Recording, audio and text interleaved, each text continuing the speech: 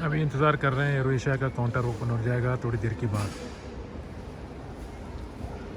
Incheon airport में अभी wait कर रहा हूँ, थोड़ी देर के बाद एयर एशिया का काउंटर ओपन हो जाएगा। यहाँ तो लिखा हुआ है एयर एशिया का बारे में, बोर्ड लगे हुए, मगर थोड़ी देर के बाद फिर ये काउंटर खुल जाएगा। इधर बैगेज मेरा हाथ में नहीं है, मेरा साथ पासपोर्ट है और छोटा सा ये बैग है। इसके बाद क्लास करके फिर अंदर इमिग्रेशन से क्लास सीधा जहाज़। अभी जहाज़ रास्ते में आ रहा है, वही जहाज़ बैंकॉक से आता है फिर वापस रिटर्न होके जाता है। जी हाँ, मैं अभी जा रहा हूँ इमिग्रेशन में। इस तरह के इमिग्रेशन गेट होते हैं। अभी मैंने ये बोर्डिंग पास ले लिया, इमिग्रेशन को क्रॉस करके फिर वीडियो बनाता हूँ, क्योंकि इमिग्रेशन की तरफ जो है ना अलाउड नहीं होता है। मेरे कल में बी साइड से एंटर कर रहे हैं, यहाँ तो बंद पड़ा हुआ है, नो कार्ट, तो दूसरी तरफ से जाना पड़ता है। ये देखो ये हाल है जो लोग बैठे हुए, बड़ा एयरपोर्ट है ये बहुत। ये एक एक हिस्सा, ये तो एक हिस्सा हो गया, तो ऐसे हज़ारों हिस्से हैं वहाँ पर। अभी यहाँ से टर्न मारना है, एंटर होना है, इमिग्रेशन की तरफ जाना है। ये देखो ये दूसरा हिस्सा आ गया। इधर अभी कोई फ्लाइट का टाइम नहीं है तो इसलिए खामोशी है। जब फ्लाइट का टाइम होता है तो यहाँ पर बहुत रश होता है, हर जगह में यही हाल है। क्या हो गया, ये भी तो बंद है इमिग्रेशन। अभी पूछना पड़ेगा, ये सारे इस तरफ जा रहे हैं तो इसका मतलब है ऐसे हज़ार किस्म की गेटें हैं, जिधर खुला है वहीं जाना पड़ता है।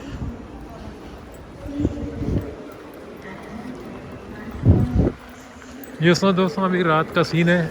ये रात में जो है ना, अभी मैं ये देखो कोरिया का इंचन एयरपोर्ट है, टर्मिनल 1 में वीडियो बना रहा हूँ। ऊपर देखो ये नक्शा, ये जो घर वगैरह जो बने हुए ना, ये कोरियन कल्चर है। और ये बाथरूम है। और जैसा चलते जाओ, पता नहीं कौन सी गेट इन्होंने खोल के रखा है। कह रहा था कि इमिग्रेशन में जाओ, फिर उसके बाद फिर ट्रेन में बैठ के फिर दूसरा जगह में जाने का है। वहाँ जो है ना हमारा आ जाता है गेट।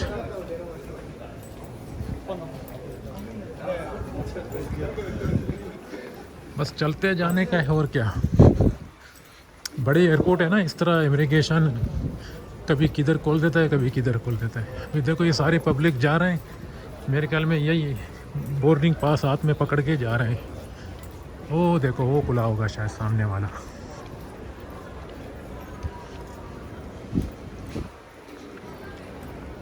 ये लोग एक एक सेक्शन खोल देते हैं, इतनी पब्लिक है इसके बावजूद भी एक एक सेक्शन खोल करके।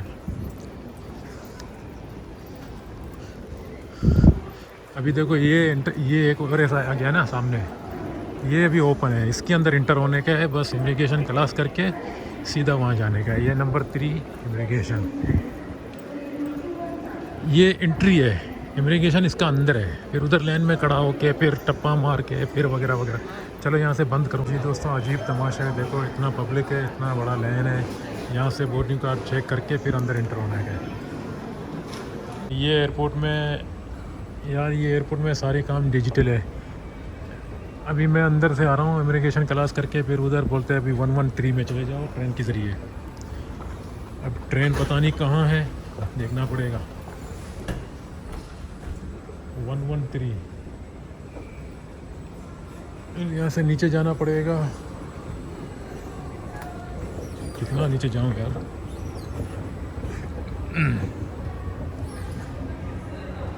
ये लोग ज़मीन के नीचे भी जो है ना घर बनाए, कुछ दुकानें बनाए, कुछ मार्केटें बनाए। इन लोग के लिए ये ज़मीन के नीचे काम करना इतनी बड़ी बात नहीं है।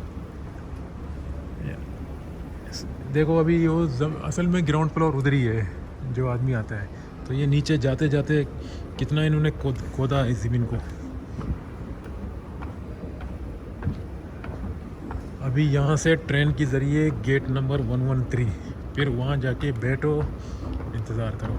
इधर से लिखा हुआ है 1101 अंटिल 270, यानी यहाँ से शुरू होता है रेल ट्रेन। लेकिन यहाँ तो एक बंदा भी नहीं दिख रहा है भाई। चलो हाँ, कुछ लोग आ गए हैं एवेलेटर से, और कुछ लोग लिफ्ट के ज़रिए नीचे डायरेक्ट उतर गए हैं। मैं तो इसके ज़रिए आया। यहाँ लिखा होगा ना गेट 113, ये देखो ये सबर यहाँ लिखा हो गया। ये फ्लाइट है, 1:05 कोरियन टाइम पे निकलेगी, जबकि ये देखो गेट नंबर 113। दोस्तों ये एयरपोर्ट तो बहुत बड़ा है, इसके अंदर इतने काम हैं, इतने चीज़ें इन्होंने बना के रखा है कि देख देख के आदमी हैरान हो जाता है। इधर से लिखा हुआ है 10 से लेकर 120 और उधर भी वही है, जिधर ट्रेन आ जाए मतलब बैठ जाओ। चलिए यहाँ से थोड़ा बंद कर देता हूँ, फिर वापस फिर नया टर्मिनल। ये देखो ये डिपार्चर, इस तरह के गेटें होते हैं यहाँ पर। ट्रेन तो बीच में आ जाता है, अभी बीच में से ये जगह आ जाते हैं बाद में। इतना तरक्की याफ्ता मुल्क है। अभी स्टाम्प वगैरह नहीं लगाते हैं हर जगह में, कतर में भी स्टाम्प नहीं लगाते हैं। एक सेट जब हो जाओगे ना तो बस कंप्यूटर से वो लोग कर देते हैं क्लास, बात ही खत्म। हाँ वही ट्रेन भी आ गया भाई। इतना रश है ट्रेन के अंदर, पता नहीं कौन सी डब्बे में मैं बैठ जाऊँ।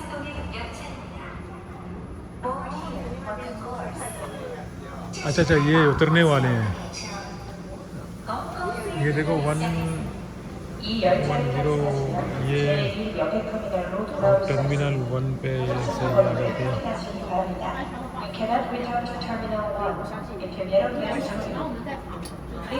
ये टर्मिनल 1 है, यहाँ से अभी ये गेट आ जाता है। फिर इससे आगे जाओगे तो ये गेट आ जाता है। ये टर्मिनल 2 है और ये टर्मिनल 1 है। अभी मैं इधर ही हूँ, बीच में ट्रेन।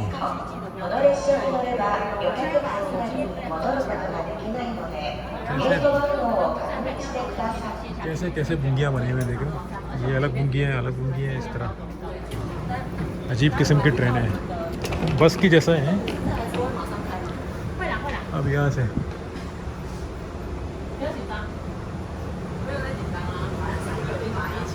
अभी यहाँ से जाएगा वो आगे।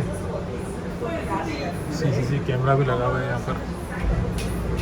और यहाँ से जाएगा अभी गेट नंबर, यहाँ लिखे रहते हैं देखो, यहाँ लिखे रहते हैं। मैं तो यहाँ उतर रहा हूँ।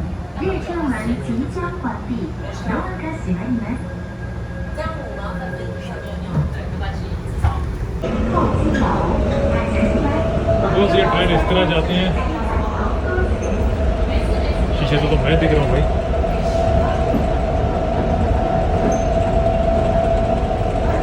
बड़े एयरपोर्ट है ना, इसलिए इतना स्पीड से जा रहा है। देखो अभी तक नहीं आया। तो एयरपोर्ट बड़े एयरपोर्ट हैं यहाँ पे। Taiwan, Singapore, Hong Kong, Japan, Korea सब में ऐसे ही सिस्टम डाल गया। अभी कतर में भी डाले, लेकिन कतर में आप लोगों ने देखा होगा, किसी बंदे ने कतर में देखा होगा, ऊपर से जाता होगा ना, लेकिन ये अंडरग्राउंड से जाते हैं। अभी थाईलैंड में भी यही नया ये बना दिया। इन लोगों का शोर इतना है कि पूछो मत। आ गया अभी ये सेंटर वाला आ गया। इससे आगे जाएंगे तो 2 नंबर टर्मिनल आ जाता है। पहले भी हम लोग यहाँ उतरे थे, जब मैं आया था तो यहाँ उतरते ही ट्रेन में बैठ के फिर उधर टर्मिनल 1 पे चला गया। ये सेंटर में पड़ जाता है ये जगह। ये मतलब अभी देखो यहाँ से 113 बोला ना, यहाँ से 101 और 113 इसी में आ जाता है। अभी देखें ये जब हम लोग आ जाएंगे ना वहाँ से, तो इस तरह ट्रेन को फिर वापस लेके जाएगा वहाँ पर। वो एक ट्रेन इधर से अभी ये ट्रेन भर के आगे जाएगा। वो शायद 2 नंबर से आ रहा है। अभी ये ट्रेन आगे 2 नंबर पे जाएगा, प्लेटफार्म क्या नाम है, टर्मिनल 2 नंबर पे जाएगा। वहाँ से फिर इधर आएगा, फिर वापस टर्मिनल 1 नंबर पे जाएगा। अभी कोई बंदे को यहाँ से टर्मिनल 2 नंबर पे जाना है तो इसी ट्रेन के ज़रिए से जा सकते हो। बाकी आपको अगर टर्मिनल 2 नंबर बाहर से जाना है तो उसके लिए अलग बस है, वो भी फ्री है। लेकिन ये सिर्फ पैसेंजर इंटर हो सकते हैं बस यहाँ पर।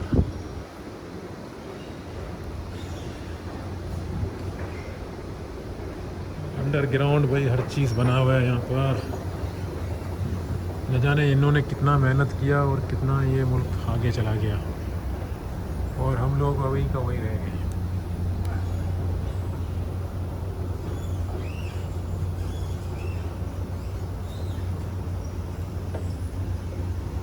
कैसे कैसे जगह इन्होंने बना के रखा। वो देखो एरोप्लेन का ग्राउंड है, वो टर्मिनल 2 होगा शायद, वो दूर से दिख रहा है ना, चमक रहा है। वो देखो वो टर्मिनल 2 है सामने, वो पड़ा हुआ है। ये टर्मिनल नहीं, मेरे ख्याल में उधर टर्मिनल 2 और टर्मिनल 1 ये बीच में पड़ जाता है। ये जगह जो हमें उतरे यहाँ से प्लेन जाते हैं। अभी देखो वहाँ से आ गया, फिर इस तरह कितना इन्होंने टेक्नोलॉजी, उधर से आ गया मैं, कितना टेक्नोलॉजी इन्होंने बना के रखा और इतना क्वाइट सिचुएशन है जैसा हम लोग भी। अच्छा अभी ये ड्यूटी फ्री आ गया, ये देखो इधर तो ऐसा लग रहा था कि कुछ आदमी नहीं है, अभी ऊपर आ गया देखो ड्यूटी फ्री। इस तरह की मार्केटें होते हैं यहाँ पर, हर गेट में अलग अलग ड्यूटी फ्री होता है। ये दुकान इसी की जगह का है। अभी मैं देखना चाहता हूँ कि गेट 113 यहाँ से 113 बोला उसने, तो 119 है, 113 तो इस तरह में होगा, हाँ 113 साइड में होगा। अगर फिर भी कोई आदमी कंफ्यूज हो जाता है तो यहाँ पर इंफॉर्मेशन डिस्क है, इंफॉर्मेशन डिस्क से पता कर सकते हो। अगर मुझे बेचारी देख रही थी कि पूछना चाहता हूँ, नहीं पूछा मैंने। ये ड्यूटी फ्री है, बंद क्यों हुआ? बंद तो नहीं होगा शायद, हाँ इधर से खुला है। ये जगह में ऐसे ही रोशन करके रखा है शटल के जैसा, यहाँ से एंटर हो जाओ, वहाँ से जो भी लेना है जब, लेकिन क्या ले लें यार। अभी देखो ये भी एक लॉन्च है, इधर भी जाना पड़ता है, ऊपर जाके कुछ खरीदना है, जो भी करना है। इधर से 110 से लेकर 113 तक इस तरह गेटें आ जाते हैं। अभी वो आ गया गेट, सामने आ गया 113। अच्छा मैंने आप लोगों को एक चीज़ नहीं दिखाया, अगर आप गलती से बाय मिस्टेक यहाँ पर आ भी गया दोस्तों, ये एयरपोर्ट बहुत बड़ा है, लेकिन अगर आपको फिर भी समझ नहीं आता तो यहाँ से शेड्यूल लगा हुआ है, यहाँ से भी देख सकते हो कि आपका एरोप्लेन कौन सी गेट में है। 2 लैंग्वेज शो कराता है, एक इंग्लिश दूसरा कोरियन। हर मुल्क जो है ना इंग्लिश को प्लस करके अपना लैंग्वेज, अपना कौमी ज़बान इस्तेमाल करता है बस।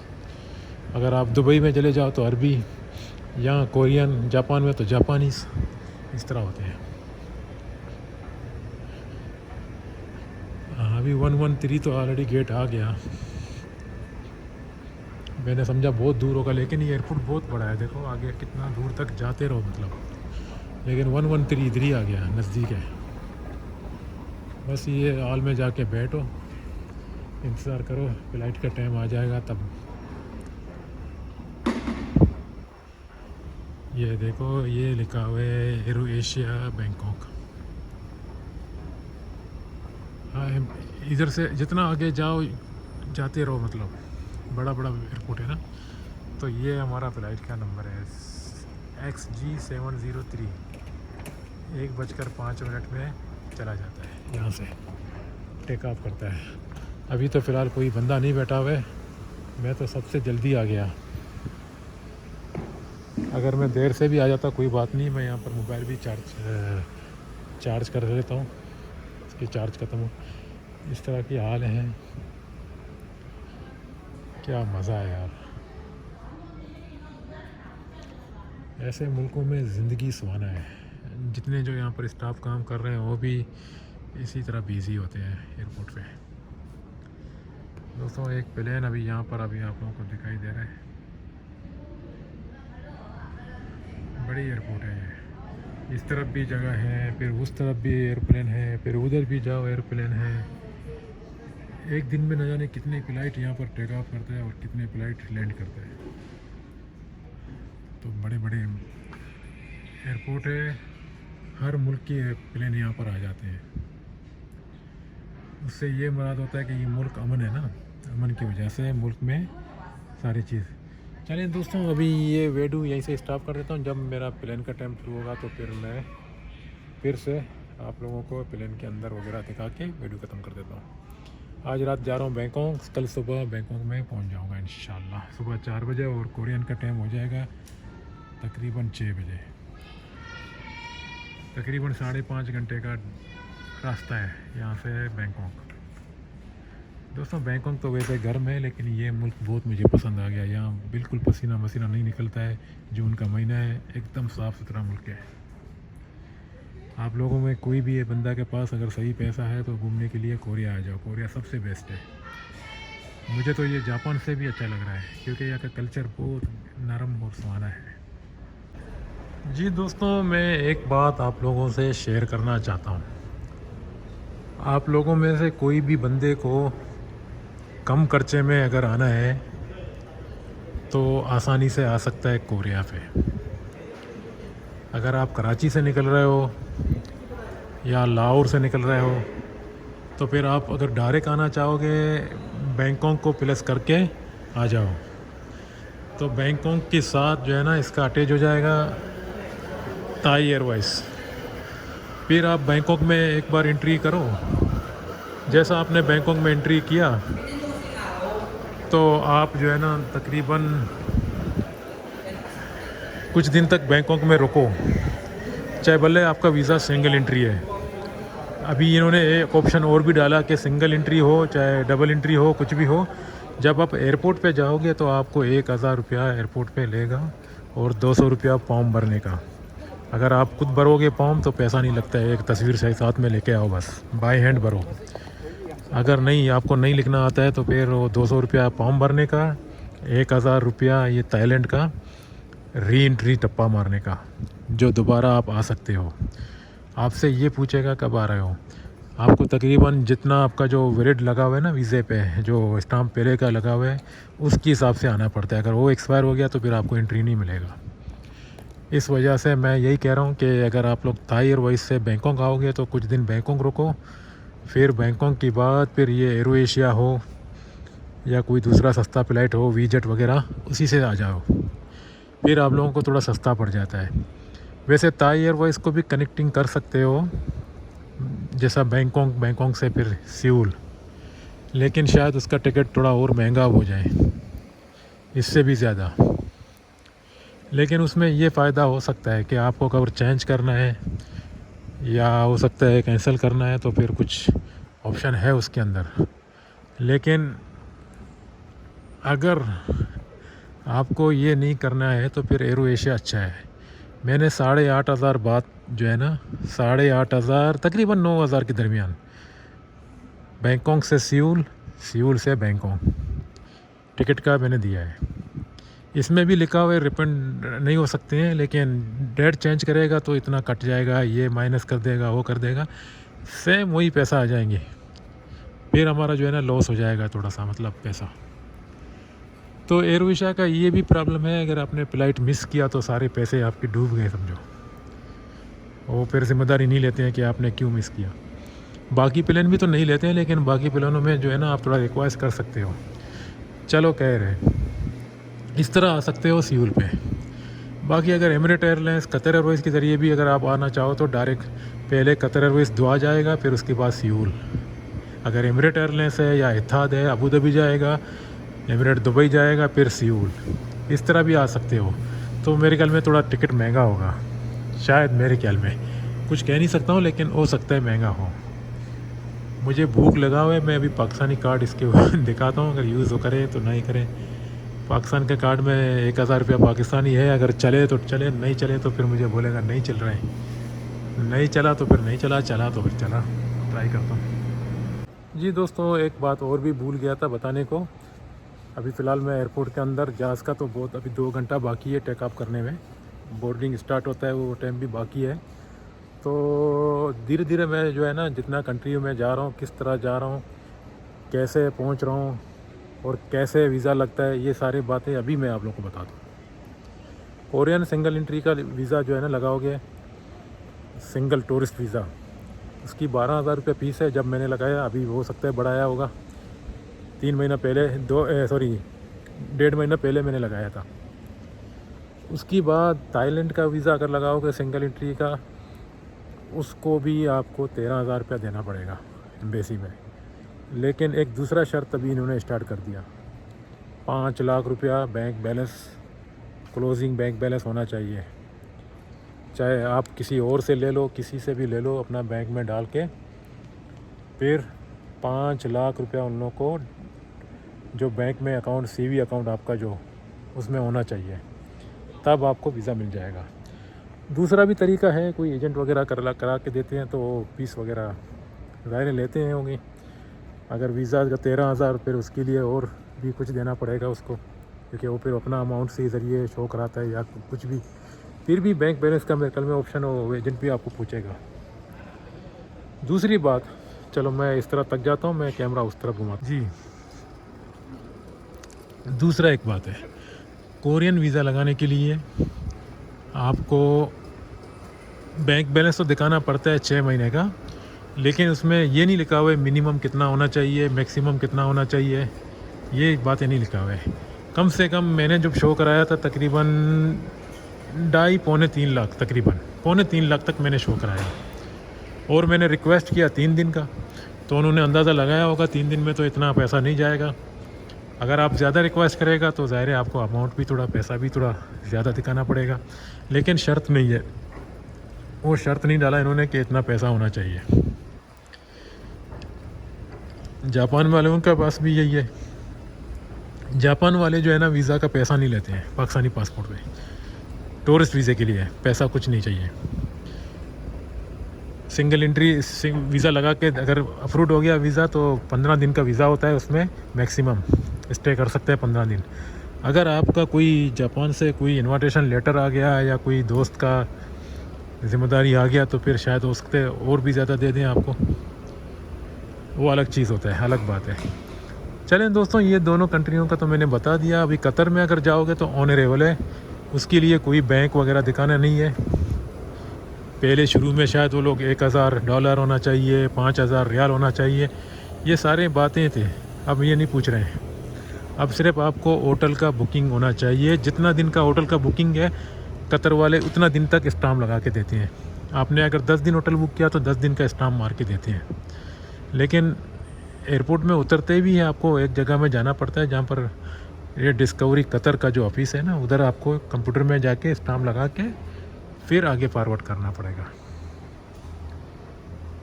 मेरे ख्याल में वो टर्मिनल 2 है और ये टर्मिनल 1 है, पता नहीं क्या है। इधर जिधर भी जाओ एयरपोर्ट ही एयरपोर्ट है। इस तरफ भी देखो बहुत बड़ा एयरपोर्ट है और इस तरफ भी एयरपोर्ट है, और हम लोग बीच में खड़े हैं। ये ट्रेन का जो हिस्सा है, ये तो मेरे ख्याल में छोटा सा नाकारा है।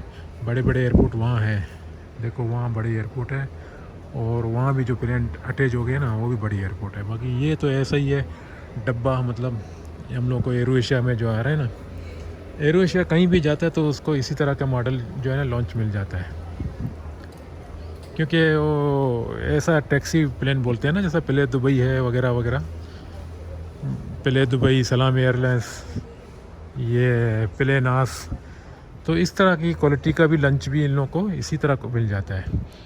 जो बड़े प्लेन होते हैं, जो कीमती टिकट होते हैं, जो खाना वगैरह सब कुछ देते हैं, तो ज़ाहिर है उन लोगों का फिर टर्मिनल भी VIP होता है, और उसका टर्मिनल भी बड़ा होता है, कैपेसिटी जैसा वो दिखा रहा हूँ ना। यहाँ से तो दूर से छोटा दिखता है, लेकिन अंदर जाओ तो बहुत बड़ा है। चलें दोस्तों, अभी जब मैं प्लेन के अंदर जाऊँगा तब भी आप लोगों को कुछ बातें और कुछ चीज़ें दिखा के फिर ये वीडियो ख़त्म कर देता हूँ। ये मालूमात मैंने आप लोगों को इसलिए दिया था कि आप लोगों से कोई गलती ना हो जाए और पैसा भी नुकसान ना हो जाए। चलें जी, अभी देखो वो जहाज़ आ गया, एरो एशिया।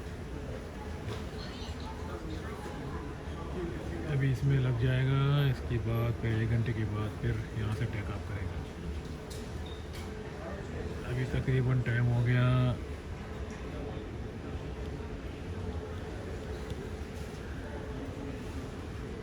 11:41।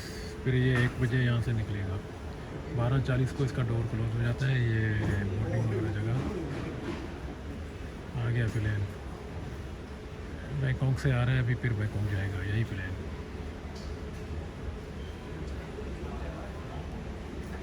अभी ये पैसेंजर उतरेंगे, आधा घंटे के अंदर पैसेंजर उतरेंगे, फिर आधा घंटा इसका सफाई में लगता है, फिर 5-10 मिनट में हम लोग चढ़ जाएंगे। ये दोस्तों अभी एग्जैक्टली प्लेन के अंदर जा रहा हूँ। देखो नीचे प्लेन खड़ा है, और ये बोर्डिंग पास और ये पासपोर्ट साथ में रहना चाहिए, ताकि क्रू अगर पूछे तो दिखाना चाहिए। यहाँ पर 2 गेट हैं, एक बिज़नेस क्लास वालों के लिए और एक हमारे गरीबों के लिए। First class and business class लिखा हुआ है और ये इकोनॉमी। हम लोग कहीं भी जाते हैं तो हम लोग इकोनॉमी बन जाते हैं, क्योंकि इकोनॉमी जो है ना गरीब के लिए, बिज़नेस क्लास पैसे वालों के लिए। यहाँ थोड़ा बंद कर देता हूँ, नहीं तो फिर क्रू बुरा मानेंगे, शायद माने। बैंकॉक में पहुँच गया हूँ। सुबह 4:39 हो गया, सुबह सवेरे पहुँच गया इंजन से। ठीक है, अब ये वीडियो ख़त्म हो गया है।